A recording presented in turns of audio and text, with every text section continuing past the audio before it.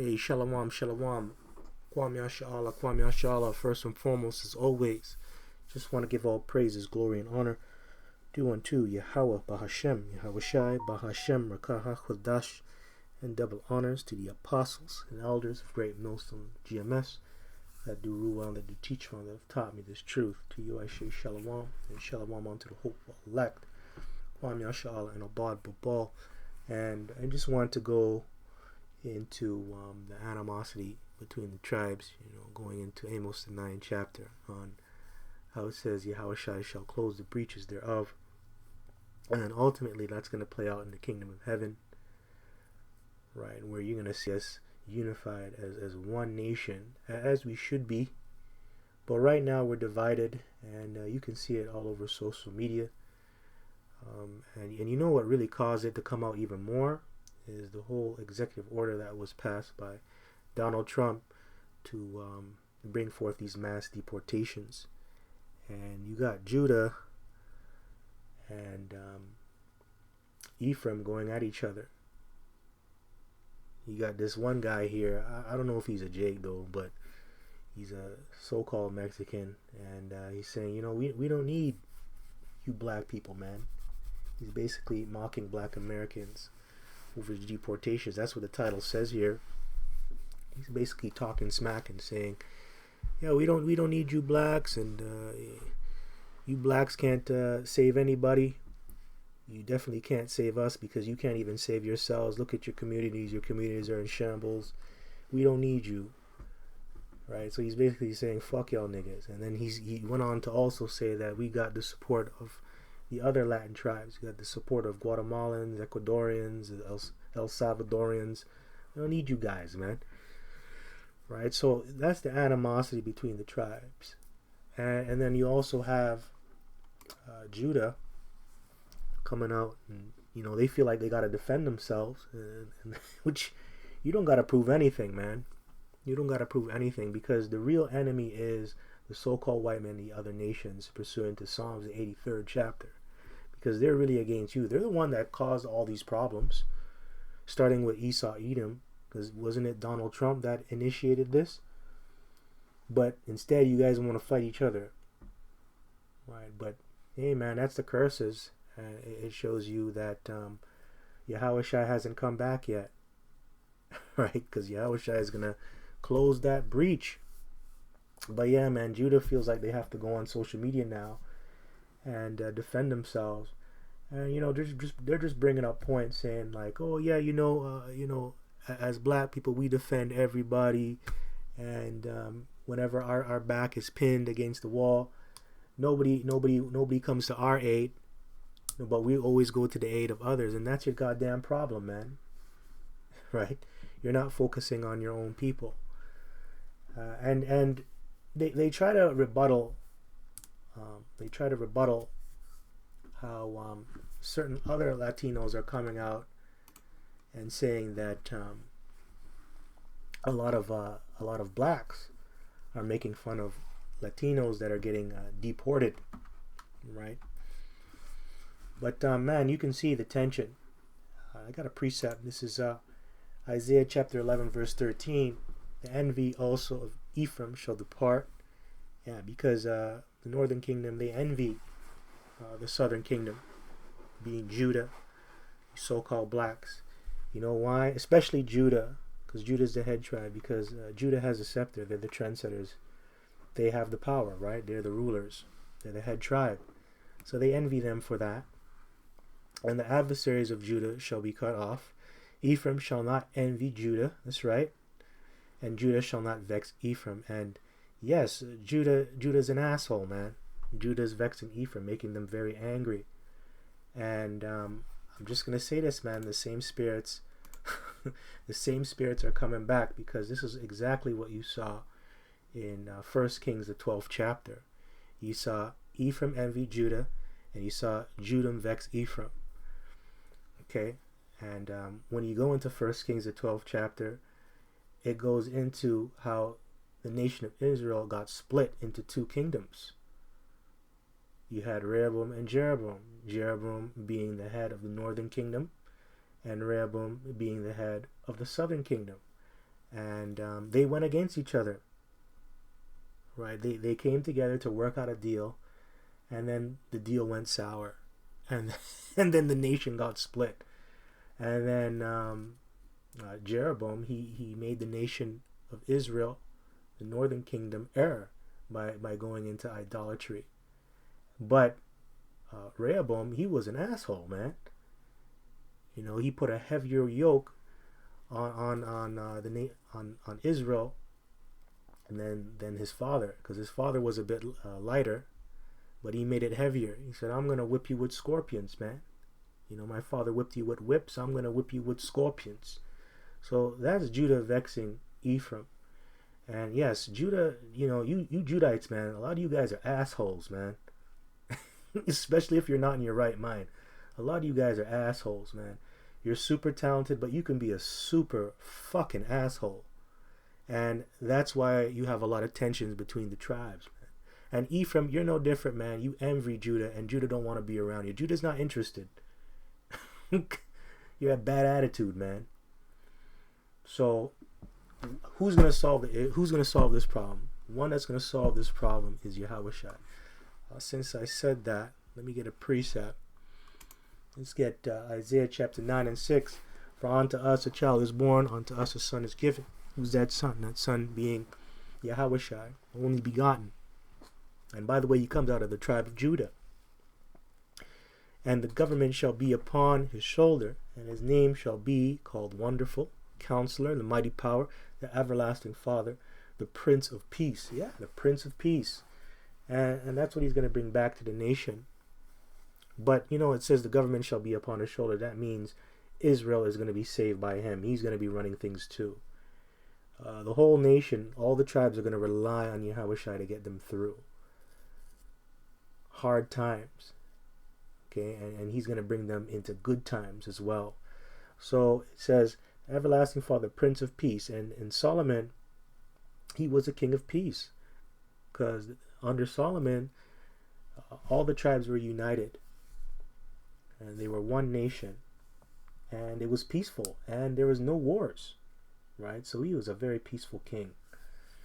And Yahushua is in that same spirit. Because Yahushua, if you can see it, he is Solomon. And that's why they call him the Prince of Peace. Because he's going to bring peace to the nation of Israel. And to this earth. Verse 7. Of the increase of his government and peace there shall be no end. Upon the throne of David, and upon his kingdom to order it, and to establish it with judgment and with justice from henceforth, even forever. The zeal of Yahweh of armies will perform this. So yes, man, he's going to bring peace. There's going to be no end to his government, which means it's going to be an everlasting kingdom. And guess what? He's going to establish the throne of David. Okay, and that links up with Amos, the 9th chapter. How he's going to close the breaches thereof and bring order to the nation of Israel and bring up those old ruins of King David, right? The tabernacles of David. Matter of fact, let me just get it. This is Amos chapter 9 and 11, the restoration of Israel. In that day will I raise up the tabernacle of David that is fallen, and close up the breaches thereof, and I will raise up his ruins, and I will build it as in the days of old, that they may possess the remnant of Edom, and of all the heathen which are called by my name, saith Yahweh that doeth this. Wow. So it's really Yahushua's job to restore the nation of Israel as one nation. Okay? And this split was set up for a reason. You know, this split found in 1 Kings, the 12th chapter, was set up for a reason. Is to show the Lord's power. And he tells you that. Before they were about to go fight each other, what did he do? He said, oh, you know, I believe he set up Shemaiah, the man of God, which was a prophet. Shemaiah told, Rehoboam, to stand down. Don't go up against your brothers, because the Lord did all of this. You know, he set this up. He set up the nation of Israel to be divided the way it is, and that's for prophecy's sake, because Yahushua is going to come back and restore the order and show his power, so you can appreciate what you have. You know, that's all that is. That's all that is. But yeah, man, we're going to possess the remnant of Edom and of all the heathen. That's pursuing to Psalms 83rd chapter, because those are our enemies. Those are our enemies, man, and they're the real problem. So, you guys want to fight each other. Really, you guys should be united, but that ain't going to happen. We just read it. But your real enemy is the so-called white man, these other nations, found in Psalms 83rd chapter, man. All right, so just thought I'd bring that out. Now, let's go into 1 Kings chapter 12, verse 1. And Rehoboam went to Shechem, for all Israel were come to Shechem to make him king. And it came to pass when Jeroboam the son of Nebat, which Jeroboam ruled northern, Rehoboam ruled the southern kingdom.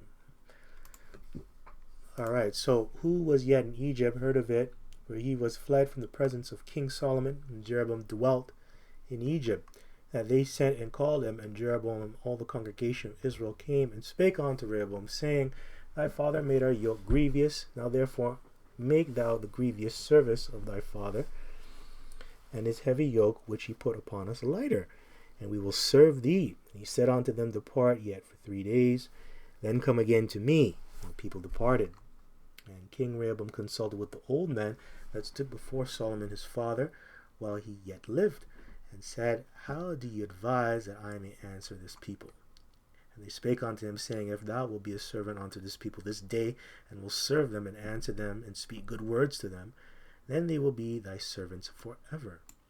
But he forsook the counsel of the old men, which they had given him, and consulted with the young men that were grown up with him, and which stood before him. And you notice, it says King Rehoboam acts foolishly, and that's pursuing to Jeremiah 4:22. Let me get that. Jeremiah 4:22, For my people is foolish, they have not known me. They are sottish children, and they have none understanding. They are wise to do evil, but to do good they have no knowledge. Yeah, and ultimately that starts with spiritual things, and it also plays out with just common sense too, and dealing with their family, their brethren. Fucking stupid, man. And he was very stupid. Some of the kings were very fucking dumb, in my opinion, man. They were really fucking dumb. But it's for prophecy's sake. Scripture says not all great men are wise, right? You got a lot of great men that are in power, but they're not wise. They're kind of fucking stupid. All right? Fucking stupid, man. And this guy was an idiot. And the subtitle, or the subheading says it all. It says it, man. I didn't say it. The Lord said it. It says it right here. So he was foolish. He was foolish, man, by the way he was dealing. First of all, he should have listened to those old men. Those old men were wise. And he didn't take into consideration that, this was the counsel that was with his father during that whole time of peace. Right? So these old men, they actually helped build that house. And that was a good counsel, man. That was a good counsel. And you're supposed to listen to old men. You're supposed to listen to elders. Especially if they're right. But he didn't do that. He listened to his boys that he grew up with. His men. Yeah. Gotta chill the boys. I don't really like using the word boys, but you know what I mean in today's slang.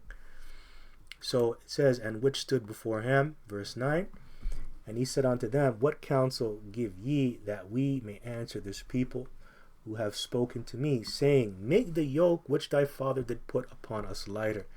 And the young men that were grown up with him spake unto him, saying, Thus shalt thou speak unto this people that spake unto thee, saying, Thy father made our yoke heavy, but make thou it lighter unto us. Thus shalt thou say unto them, My little finger shall be thicker than my father's loins. And now, whereas my father did lade you with a heavy yoke, I will add to your yoke. My father hath chastised you with whips, but I will chastise you with scorpions. And you see that? Judah shall vex Ephraim. That's vexing, man.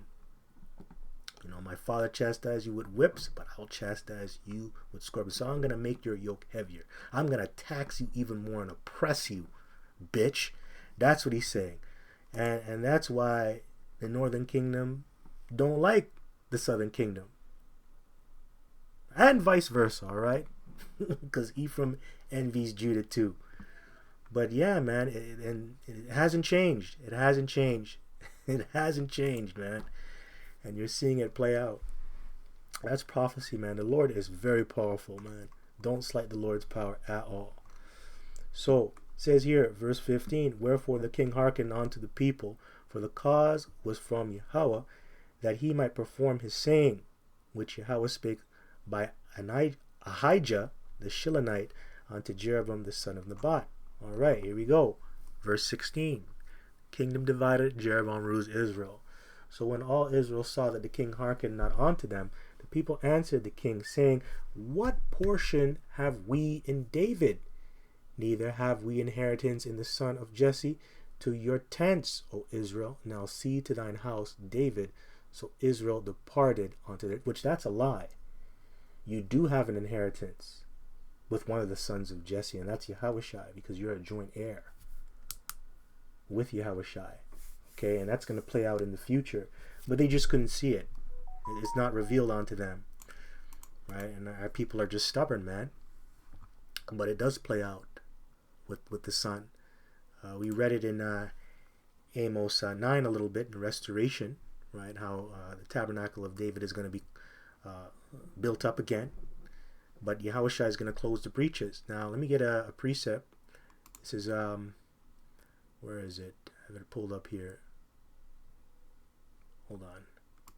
Yeah, here it is. Revelation chapter 5, verse 5. And one of the elders saith unto me, weep not, behold, the Lion of the tribe of Judah, the root of David, hath prevailed to open the book and to loose the 7 seals thereof. And that's why we're able to get this knowledge, wisdom, and understanding.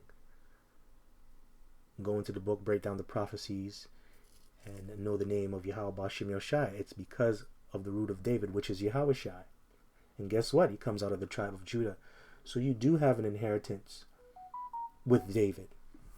Revelation chapter 22, verse 16. I, Yahushai, have sent mine angel to testify unto you these things in the church. So testify. And if it's not to the law and to the testimony, there is no light in them. So this is light that we're reading right here. Okay? I, Yahushua, have sent mine angel to testify unto you these things in the churches. I am the root and the offspring of David and the bright and morning star. So there you go, offspring of David. So Yahushua is greater than David and Jesse. Right? So he's the one that you're going to have an inheritance with. All right? But they were just looking at things in the moment. They were looking at things in the moment and getting carnal. They didn't see how it was going to play out in the future. And the scripture says, without vision, the people perish. And this is what you're about to see. And they perish because they have no vision. And them having no vision starts with the king. And that's Jeroboam, because Jeroboam leads them down to the road to perdition. Right? Yeah, man, I was serious. He leads them down he leads them down to the road of perdition, man. Death, because they go into idolatry. Now let me get another precept. This is Romans chapter 8, verse 16. The Spirit itself beareth witness with our spirit that we are the children of the Most High, and if children, then heirs, heirs of the Most High, and joint heirs with Yahushua. If so be that we suffer with him, that we may be also glorified together. There you go. Okay? So yeah, if you're an heir of the Most High and a joint heir with Yahushua, that means you have an inheritance. So we're joint heirs under Yahushua, and Yahushua comes out of who? David and Jesse. Right? So yes, you do have an inheritance. You know, and if you're a joint heir, you're going to get all things that the main heir is going to get too. Everlasting kingdom, spiritual powers. So yes, you do have an inheritance with David, but that comes through Yahushua. Hold on. See if I can find something here.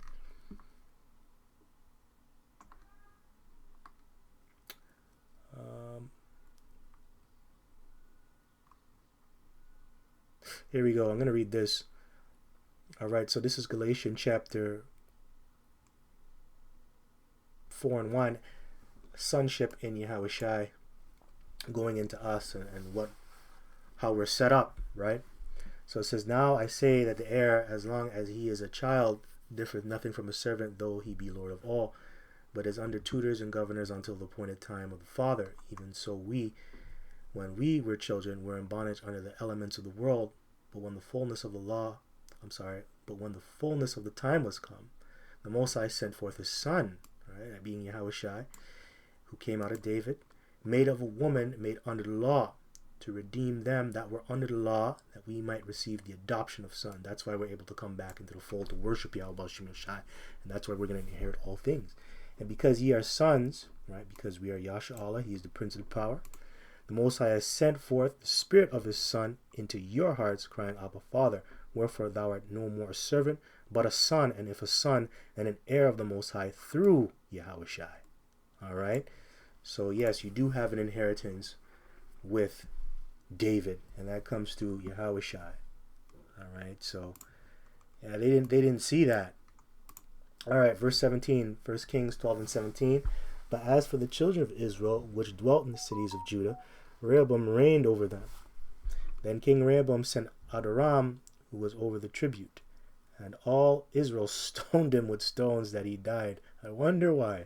Therefore King Rehoboam made speed to get him up to his chariot to flee to Israel. So Israel rebelled against the house of David unto this day. It came to pass, when all Israel heard that Jeroboam was come again, that they sent and called him unto the congregation, and made him king over all Israel. There was none that followed the house of David, but the tribe of Judah only. And when Rehoboam was come to Jerusalem, he assembled all the house of Judah, with the tribe of Benjamin, 180,000 chosen men, which were warriors to fight against the house of Israel, to bring the kingdom again to Rehoboam the son of Solomon. But the word of the Most High came unto Shemaiah the man of the Most High, saying, Speak unto Rehoboam the son of Solomon, king of Judah, and unto all the house of Judah and Benjamin, and to the remnant of the people, saying, Thus saith Yahweh, Bashem Yahushai, ye shall not go up, nor fight against your brethren, the children of Israel. Return every man to his house, for this thing is from me. They hearken therefore to the word of Yahweh, and return to depart according to the word of Yahweh. See, so the Lord, he set this all up. But you see this, man? They were about to rip each other's heads off, man. Right? First you stone the guy's messenger who's going to get tribute. Stone him, and you got to clap back. And that's how it is with Jake, man. Jake always got to get at each other. Which, you know, if there's... Hey, man, if the Lord allowed... Well, if the Lord didn't intervene, you know, this... I believe, man, this would have just added sin onto sin. Because you're not supposed to go up against your neighbor like that. Like, we're not supposed to fight each other like that. Right? We're really not. At a precept, it's Leviticus chapter 19, verse 17. Thou shalt not hate thy brother in thine heart. Thou shalt in any wise rebuke thy neighbor, and not suffer sin upon him. And that's what we see happening right now. There's a lot of hate between the tribes, man. Your brothers hate you, man. Especially if in the world. And, you know, that plays out in the truth, too. You know, not everything's smooth in the truth, you know, when you're in this thing. There are going to be individuals, some bad apples, some bad brothers that come your way, and they just hate you, man. Right? That you're going to go through that. There's been a lot of testimonies out there of that playing out in Israel. Thou shalt in any wise rebuke thy neighbor and not suffer sin upon him. Yeah, making him sin, you know, making him break the law, making him transgress. That's wicked, man. You're not supposed to do that. I'll read verse 18. Thou shalt not avenge nor bear any grudge against the children of thy people, but thou shalt love thy neighbor as thyself. I am Yahweh. And there's a lot of grudging, man. You know, grudges, keeping grudges, silent grudges. You know, you gotta always one up a brother. That goes into avenging, man. Avenging yourself. You gotta one up a guy, and that's the spirit of the world too. You came at me, so I gotta go back at you. I gotta hit you 10 times as hard. I gotta avenge myself. I gotta get glory because I gotta get my respect. That's how it is, man. That's how it is. It's a damn shame. That's how low we have fallen. Now, yes, Israel ultimately is going to be restored. We're going to be good, right? But we're not going to have any curses on us. Matter of fact, let me just read this one. This is Deuteronomy 28:54. So that the man that is tender among you and very delicate, his eye shall be evil toward his brother, and toward the wife of his bosom, and toward the remnant of his children, which he shall leave. That's right. And yeah, man, his eye shall be evil toward his brother, and that's what you're seeing playing out between the tribes, between the two kingdoms. A brother going up against brother, man, and just being evil. And that's because, for the most part, a majority of our people, they have lost their way. They don't know who they are. And also, they're just wicked. For among my people are found wicked men. And wicked men are going to go up against their brother and be evil towards their brother. And that's just how it is. That's how it is with the tribes in the world. Very evil, very wicked, man. Very wicked. All right, so eventually we're going to inherit all things. And Obadiah talks about it going into the future of us when we possess our enemies and how we get the kingdom. We're going to be united, right? So I'm going to read it here. This is Obadiah chapter 1 verse 17. It says, "But upon Mount Zion shall be deliverance." How are we going to get delivered? Through Yahushua, and there shall be holiness. That's right, perfectness. We're going to be in perfection, and we're going to be separate, right? And the house of Jacob shall possess their possessions, and the house of Jacob shall be a fire, and the house of Joseph a flame, and the house of Esau for stubble, and they shall kindle in them and devour them. There shall not be any remaining of the house of Esau, for Yahweh has spoken it. And they of the south shall possess the mount of Esau, and they of the plain of the Philistines, and they shall possess the fields of Ephraim, and the fields of Samaria, and Benjamin shall possess Gilead. And the captivity of this host of the children of Israel shall possess that of the Canaanites, even unto Zarephath, and the captivity of Jerusalem, which is in Sepharad, shall possess the cities of the south. And saviors shall come up on Mount Zion to judge the mount of Esau, and the kingdom shall be Yahweh's. So yes, we're going to be united in that day, in the kingdom, and we're going to possess our enemies. And yes, Jacob is going to be a fire, pursuing to Judah, the house of Joseph a flame, Ephraim. So when fire and flames unite, they just take over and they devour. So anyways, with that, I just want to give all praises, glory, and honor due unto Yahweh, Bahashem, Yahushai, Bahashem, Rakah HaKodash, and double honors to the apostles and elders of Great Millstone of GMS, to USA Shalom, and Shalom unto the hopeful elect, Kwame Ashala and Abad Babal. Shalom.